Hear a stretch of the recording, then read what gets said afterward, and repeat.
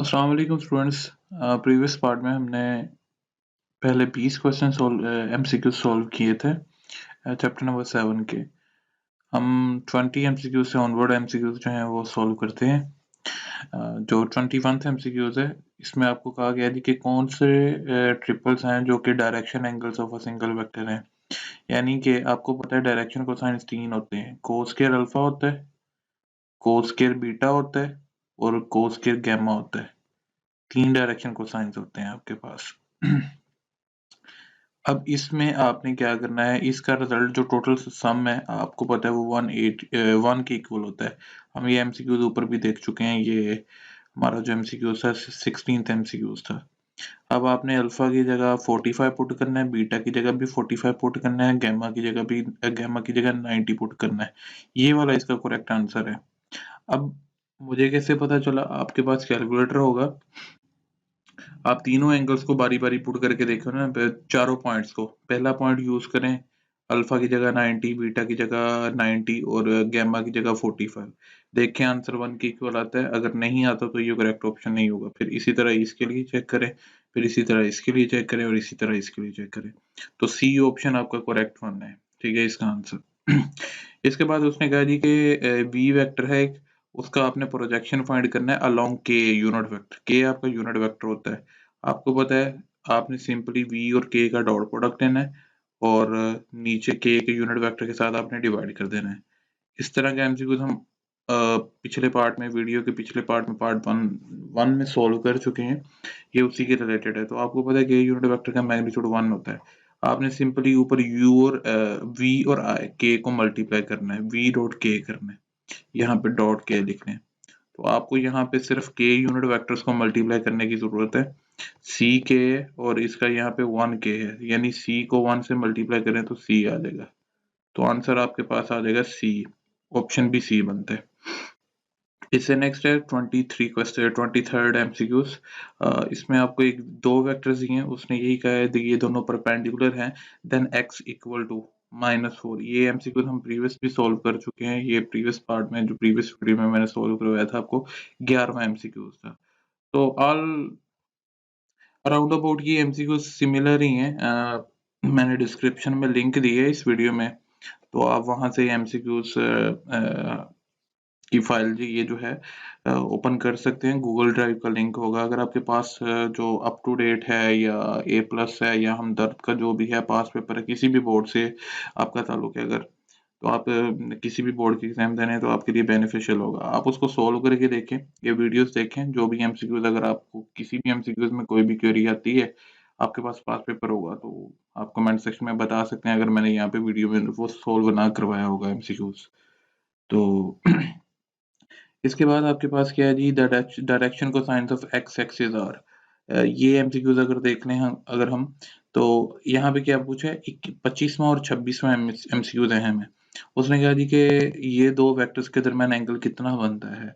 अब आपने यहाँ पे क्या सराई नहीं लगानी, इन दोनों वेक्टर्स का डॉट प्रोडक्ट लेना है। सिंपली दें, 2 को 2 से मल्टीप्लाई करें 4 आ जाता है, ठीक है। और 3 को -1 से मल्टीप्लाई करें तो -3 आ जाता है। और यहाँ पे प्लस का के है और माइनस का के, इसको मल्टीप्लाई करें तो -1 आ जाता है। यानी कि इसको ओवरऑल सॉल्व करके तो 0 आता है। आपको पता है जब भी कोई दो वेक्टर्स का डॉट प्रोडक्ट 0 के इक्वल आ जाए तो उस केस में एंगल हमेशा 90 डिग्री का बनता है। अब 26वां एमसीक्यूज है कि direction cosines of X axis are. Direction cosines बताने हैं एक्स एक्सिस के। जब एक वेक्टर सिर्फ एक्स एक्सिस की बात हो रही है तो इस वक्त सिर्फ आई यूनिट वेक्टर होगा, क्योंकि एक्स एक्सिस के अलोंग आई यूनिट वेक्टर होता है, वाई एक्सिस के अलोंग जे यूनिट वेक्टर होता है और जी एक्सिस के अलोंग के यूनिट वेक्टर होता है। तो यहाँ पे 1 आई होगा, 0 जे है, यानी जे नहीं है यहाँ पे, 0 जे होगा और के भी 0 होगा, यानी के का कोएफिशिएंट भी 0 होगा, 0 के होगा। तो इस तरह इसके जो डायरेक्शन को साइंस है वो सिंपली बनते हैं 1 0 0। ये वाला ऑप्शन करेक्ट ऑप्शन है। साथ मैंने की भी दी हुई है, तो की से आप चेक कर सकते हैं, मैंने डिस्क्रिप्शन में की भी दी है इसकी। तो इसके बाद इसकी प्रोजेक्शन फाइंड करना जी, कहता है projection of R on X axis.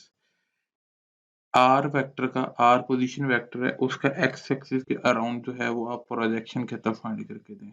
तो इसका सिंपली आंसर 27 में का मेरे ख्याल से ए आएगा। तो हम चेक कर लेते हैं इसका करेक्ट आंसर क्या ए है। वो हमें कैसे पता चला? एक्स एक्सिस के अलोंग कौन सा यूनिट वेक्टर होता है? सिंपली आई होता है, तो वो आई की बात कर रहे हैं। तो आपने सिंपली आई यूनिट वेक्टर को यानी 1 आई को इधर से आई के साथ मल्टीप्लाई करना है, क्योंकि डॉट प्रोडक्ट में आपको पता है कि आपने सिमिलर यूनिट वेक्टर्स को मल्टीप्लाई करना होता है। ये ए आई है और ये 1 आई है, तो ए को 1 से मल्टीप्लाई करके ए आंसर आ जाएगा और ऑप्शन भी ए बनता है आपका। कहता है जी 2 नॉन ज़ीरो वेक्टर्स हैं आपके, वो पैरेलल कब होते हैं? अगर उनका क्रॉस प्रोडक्ट हो, वो 0 के इक्वल हो, -1 के इक्वल हो, 1 के इक्वल हो या AB के इक्वल हो, AB के। ये कैसे?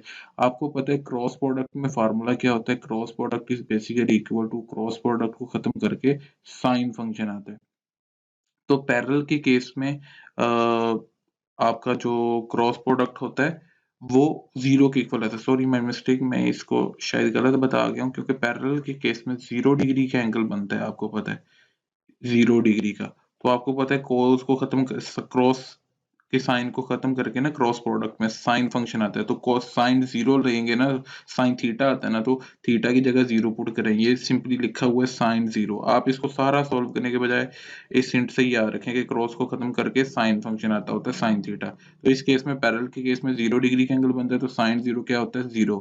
तो ओवरऑल आंसर आपका 0 हो जाएगा, तो इसका करेक्ट आंसर सी आएगा। इसके बाद कम्यूटेटिव लॉ होल्ड्स इन। उसने अब पूछा कि कम्यूटेटिव लॉ क्रॉस प्रोडक्ट में लगता है, वेक्टर प्रोडक्ट में लगता है या इनर प्रोडक्ट में, या नन। अब इनर प्रोडक्ट का दूसरा नाम है डॉट प्रोडक्ट। ये बेसिकली डॉट प्रोडक्ट के 3 नाम है: स्केलर प्रोडक्ट, डॉट प्रोडक्ट और इनर प्रोडक्ट। इसका करेक्ट आंसर सी है। इसके बाद उसने लिखा जी u cross v is equal to, ये है uv sine theta. I think मैं ये प्रीवियस वीडियो में सॉल्व करवा चुका हूँ, but I am not remember कि मैंने ये प्रीवियस वीडियो में सॉल्व करवाए हैं ये एमसीक्यूज या नहीं, 34वें एमसीक्यूज से करवाया या नहीं। तो अगर नहीं किया होगा तो आप मुझे कमेंट सेक्शन में बता दीजिएगा, मैं इसको फिलहाल स्किप कर रहा हूँ। 35वां एमसीक्यू है, वो कहता है you cross V dot W is scalar product, vector product, cross product, meaningless. ये मीनिंगलेस है जी। वो कैसे मीनिंगलेस है? क्योंकि आपको पता है कि ब्रैकेट के अंदर जब भी होगा वो क्रॉस प्रोडक्ट होगा, बाहर डॉट होगा। ये याद रखिएगा, स्केलर ट्रिपल प्रोडक्ट की ये बात कर रहा है। बाहर डॉट होगा और अंदर क्रॉस होगा, और अंदर क्रॉस भी जब होगा तो साइक्लिक ऑर्डर होगा, ये याद रखिएगा। यानी कि u सबसे पहले वेक्टर आता है, उसके बाद यहाँ पे v वेक्टर है, ये v वेक्टर है, और ये ऊपर वाला u लिखा है बेसिकली, और ये w वेक्टर है। साइक्लिक ऑर्डर ऐसे कि ये क्लॉकवाइज डायरेक्शन आपने इनकी लेनी है, एंटी क्लॉकवाइज डायरेक्शन नहीं, क्लॉकवाइज डायरेक्शन लेनी है। तो ये मीनिंगलेस आता है, अंदर क्रॉस होना चाहिए था, डॉट बाहर होना चाहिए था।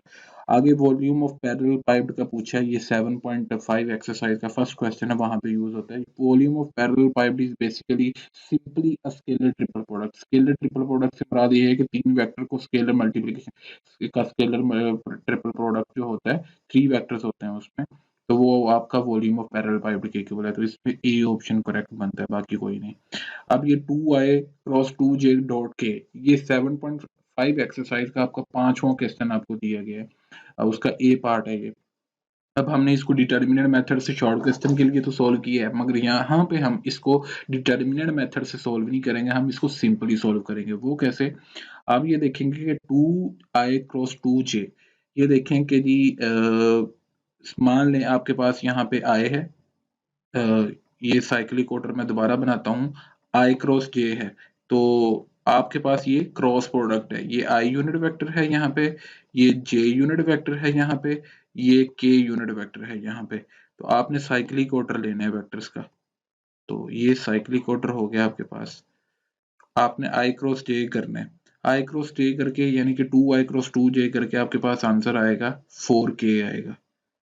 क्योंकि आपको पता है क्रॉस प्रोडक्ट में जो मिसिंग यूनिट वेक्टर होता है वो आता है, आई क्रॉस जे की है, तो जो मिसिंग यूनिट वेक्टर के है वो इन दोनों को मल्टीप्लाई करके आ जाएगा, तो के आ गया, 2 को 2 से करके 4 आ चुका है, और डॉट के करना है। आपको पता है डॉट प्रोडक्ट में सिमिलर यूनिट वेक्टर्स को मल्टीप्लाई करें तो आंसर 1 आता है, यानी के डॉट के करके आपके पास आंसर 1 आएगा।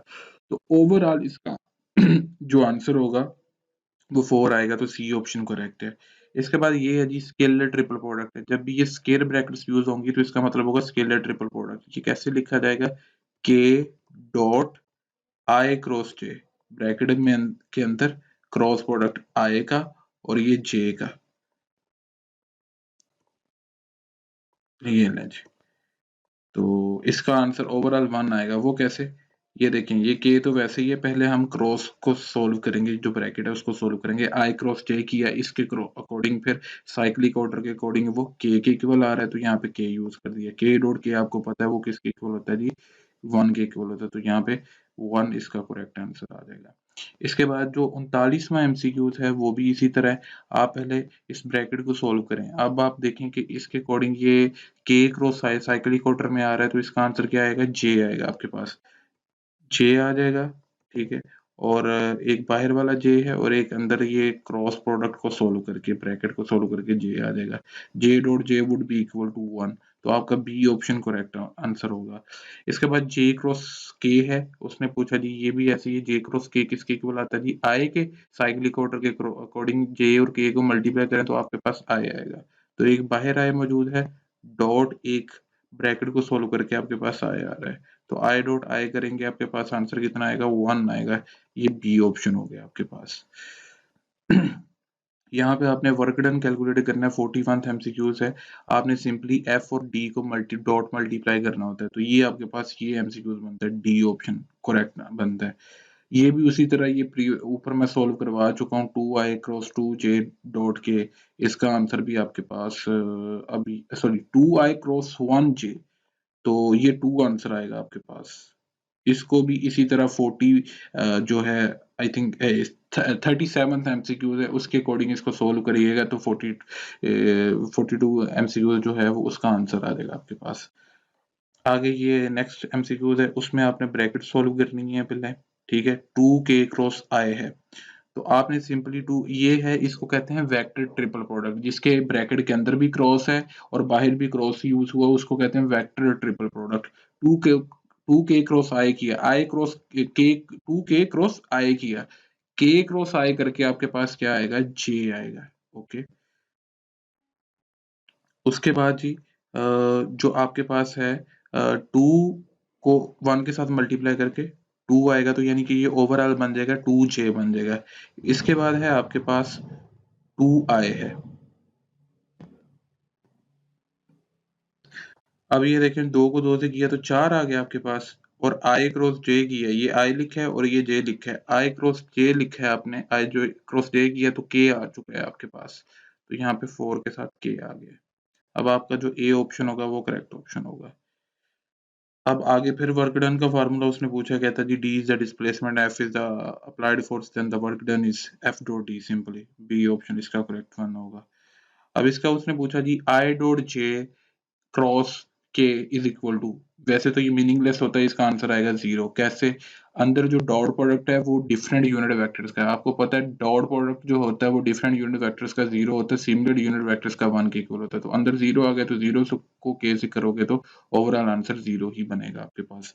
ये 45 एमसीक्यूज यहाँ से हमने सीरीज में सोल्व कर ली हैं।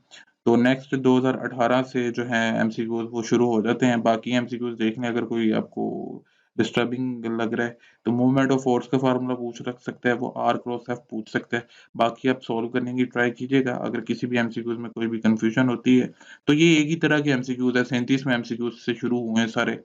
तो अगर किसी भी एमसीक्यूज में कोई कंफ्यूजन होती है तो आप कमेंट सेक्शन में मुझसे पूछ लीजिएगा, क्योंकि इस तरह मैं 1 बाय 1 एक एमसीक्यूज अगर आपको सॉल्व करवाऊं तो काफी ज्यादा लेंथी वीडियो हो जाती है। तो इस तरह मैंने कोशिश तो की है कि आपको आपको एक कंसेप्ट दे दूं, और जितने भी डिफिकल्ट एमसीक्यूज हैं तो वो मैं आपको करवा दूं। अब जिन स्टूडेंट्स के पास ये पास्ट पेपर्स नहीं है, अगर वो ले सकते हैं तो ले ले, वरना मैं आपको चैप्टर वाइज इंशाल्लाह प्रोवाइड कर दूंगा। हम डिस्क्रिप्शन में मेरा ईमेल मौजूद है, तो वहाँ पे आप मुझसे कांटेक्ट कर सकते हैं, तो मैं आपको फ्री ऑफ कॉस्ट पीडीएफ जो है वो पास्ट पेपर्स की प्रोवाइड कर दूंगा, फिजिक्स की भी कर दूंगा, मैथ्स की भी कर दूंगा, जो भी सब्जेक्ट होगा। तो अभी फिलहाल हम कर रहे हैं मैथ्स का, तो इसके डिस्क्रिप्शन में लिंक मौजूद है, ये फाइल मौजूद है, इसका पीडीएफ फॉर्म जो है वो वीडियो के डिस्क्रिप्शन में मौजूद है। इसके बाद हम 2018 के एमसीक्यूज पे चलते हैं। ये भी उसी कंसेप्ट के अकॉर्डिंग सॉल्व किया गया। जी जे क्रॉस के, आपको पता है जे क्रॉस के करके आएगा उस साइक्लिक ऑर्डर के अकॉर्डिंग।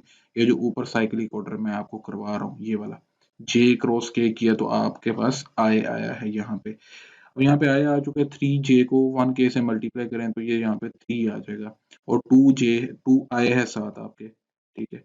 आई डॉट आई आपको पता है, करें तो आपके पास 1 आता है, तो 2 आई 6.3i किया तो आपके पास 6 आंसर आ जाएगा। तो डी ऑप्शन आपके पास करेक्ट वन बनता है। अब आपने cos थीटा निकालना है, आपने सिंपली डॉट प्रोडक्ट लेना है, a डॉट b इक्वल होता है a का मैग्नीट्यूड, b का मैग्नीट्यूड आपको पता है, ए वेक्टर का मैग्नीट्यूड, ये मैग्नीट्यूड का सिंबल है, बी वेक्टर का मैग्नीट्यूड और cos थीटा, ये डॉट प्रोडक्ट का आपको पता है फार्मूला होता है। ये सिंपल बड़ा इजी एमसीक्यूज पूछा है। cos थीटा आपने फाइंड करना है, तो ये मैंने प्रॉपर्टीज में भी बताया हुआ है। जिन स्टूडेंट्स ने तो मेरे लेक्चर चैनल से चैप्टर नंबर 7 समझा, तो उनके लिए आई होप कि उनको तो एमसीक्यूज करते हुए कोई भी एक भी पॉइंट पे कंफ्यूजन नहीं हुई होगी इंशाल्लाह, अगर उन्होंने मेरी वीडियोस देखी हैं। तो मैंने अपनी वीडियोस में, जिसमें मैंने चैप्टर नंबर 7 एक्सप्लेन किया है, प्लेलिस्ट का लिंक आई बटन में मौजूद है, तो मैंने वहां पे सारे एमसीक्यूज जो है वो one by one exercise by exercise आपको कवर करवाए हैं। तो यहाँ से cos थीटा का फार्मूला निकलता है, मैग्नीट्यूड को उधर जाकर डिवाइड कर दें तो ए ऑप्शन आपके पास करेक्ट ऑप्शन बनता है इसमें। उसके बाद यहाँ पे पूछा गया जी कि a unit vector perpendicular to the vector A and B, आपने यूनिट वेक्टर का फार्मूला बताना है। ये 7.4 एक्सरसाइज है, उसका क्वेश्चन नंबर 2 है, उसकी पहली स्टेटमेंट है find a unit vector perpendicular to the plane containing A and B. तो आपने सिंपली ए और बी का क्रॉस प्रोडक्ट लेना है, क्योंकि वेक्टर्स दो है ना, दोनों के परपेंडिकुलर है, यूनिट वेक्टर दोनों के परपेंडिकुलर होगा, दोनों का सिंपली क्रॉस प्रोडक्ट लेना है और इनको इनके मैग्नीट्यूड के साथ डिवाइड कर दें, तो करेक्ट ऑप्शन ये बनता है। ये भी ऐसे ही ऊपर मैं सॉल्व करवा चुका हूँ, के डॉट आई डॉट जे वाला, ये एमसीक्यूज में आपको करवा चुका हूँ। इसका मैं एमसीक्यू बता देता हूँ आपको कहाँ पे सॉल्व किया हमने। 38th एमसीक्यूज इसका सॉल्व किया और इसका 1 आंसर लगाया, तो मैं आपको एक्सप्लेन कर चुका हूँ इसका आंसर 1 कैसे आया है।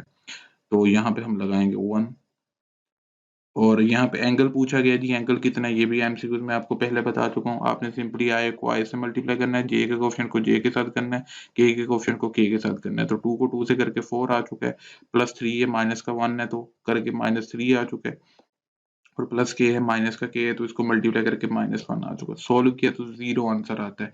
यानी कि जब भी दो वेक्टर्स का डॉट प्रोडक्ट 0 के इक्वल होता है, तो इसका मतलब है दोनों वेक्टर्स आपस में क्या है, परपेंडिकुलर हैं। तो परपेंडिकुलर केस में एंगल कितना बनता है, 90 डिग्री का। तो ये इसका 90 आंसर हो एक्यूरेट होगा।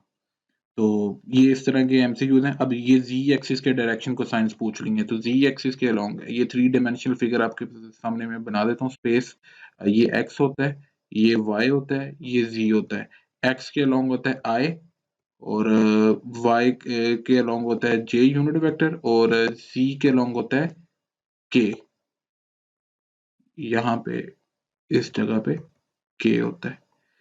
अब के के लिए अगर आप डायरेक्शन को साइंस लिखें तो 0 आए, उस वक्त आई की वैल्यू भी 0, 0 जे और के की वैल्यू 1। ठीक है, 0 0 1 इसका करेक्ट आंसर होगा D option. Length of a vector is, length पूछी यानी सिंपली मैग्नीट्यूड आपने निकालना है। यहाँ पे लेंथ का मतलब होता है मैग्नीट्यूड, तो मैग्नीट्यूड निकालना मैंने आपको पहली वीडियो में भी सिखा चुका हूँ, तो मैं आपको इसका डायरेक्ट आंसर बता सकता हूँ। इसका आपके पास इसका आंसर होगा 3।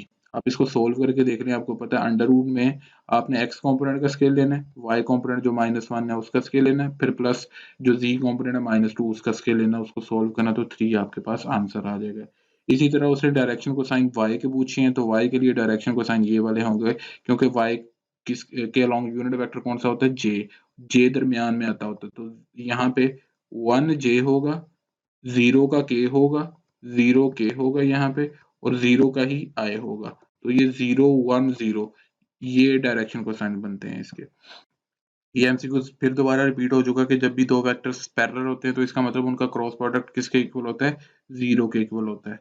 कहता है if any two vector of a scalar triple product are, ये न्यू एमसीक्यू है। कहता है अगर स्केलर ट्रिपल प्रोडक्ट में यानी u dot v cross w कर रहे हैं, अगर कोई भी दो वेक्टर्स इनमें से उनकी वैल्यू सेम आ जाए, या दो वेक्टर सेम हो जाएं, दो v हो जाएं या दो u हो जाएं या दो w हो जाएं, स्केलर ट्रिपल प्रोडक्ट है, तीन वेक्टर्स का ले रहे, इनमें से अगर तीन वेक्टर्स में से कोई भी दो वेक्टर सेम हो जाए, तो आपका आंसर किसके इक्वल आ जाता है, 0 के इक्वल आ जाता है। ये स्केलर ट्रिपल प्रोडक्ट की प्रॉपर्टीज में ये चीज दी गई है। अब यहाँ पे ये एमसीक्यू भी हम पहले सॉल्व कर चुके हैं, मैं पहली वीडियो में आपको करवा चुका हूँ, ये रिपीट हो रहा है ऊपर वाले एमसीक्यूज में से, तो इसका डी ऑप्शन करेक्ट वन आ रहा है। तो इस तरह स्टूडेंट्स ये सारे एमसीक्यूज हैं 2018 में दिए गए, 2000 जो 19 में दिए गए हैं वो भी आप सोल्व करके देख लें। इसी तरह के एमसीक्यूज हैं, अगर आपको किसी भी पॉइंट पे कोई भी कंफ्यूजन हो तो आप मुझसे पूछ सकते हैं। अब ये 72 जो है एमसीक्यूज है, 72वां एमसीक्यूज है। अगर हम ए बी फाइंड करना चाहते हैं यहाँ पे, तो ए बी फाइंड करने के लिए आपको पोजीशन वेक्टर बी में से पोजीशन वेक्टर ए को माइनस करना है, यानी बी के पोजीशन वेक्टर में से ए को माइनस करना है, यानी बी में से ए माइनस करना है। तो ये सिंपली आएगा बी माइनस ए। सिंपल इसका आंसर पूछा गया है।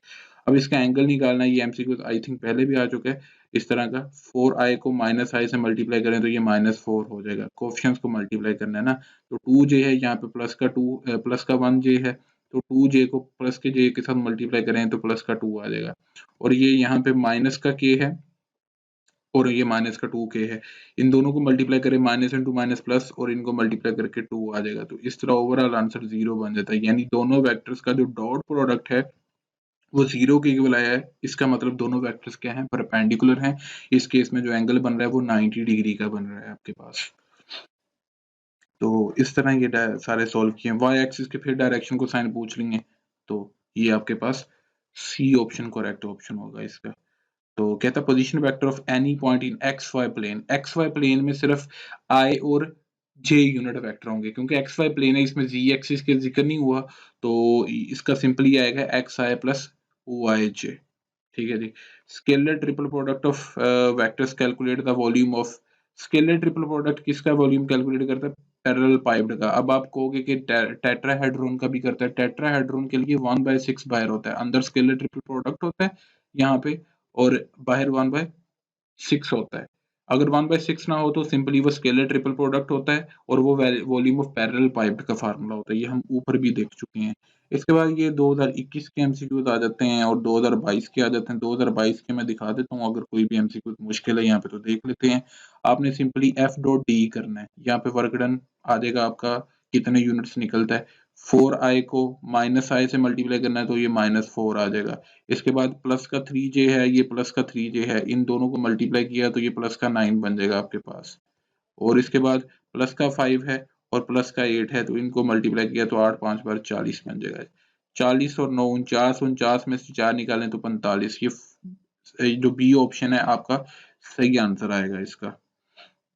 आई क्रॉस जे पूछा है, साइक्लिक ऑर्डर के according I cross sorry J cross के पूछा है, तो वो सिंपली आई के बराबर होगा। तो विच one is not a vector quantity, ये छठे चैप्टर में से आ चुके हैं एमसीक्यूज, इसको आप स्किप कर दें। कहते हैं जी which one is not a vector quantity.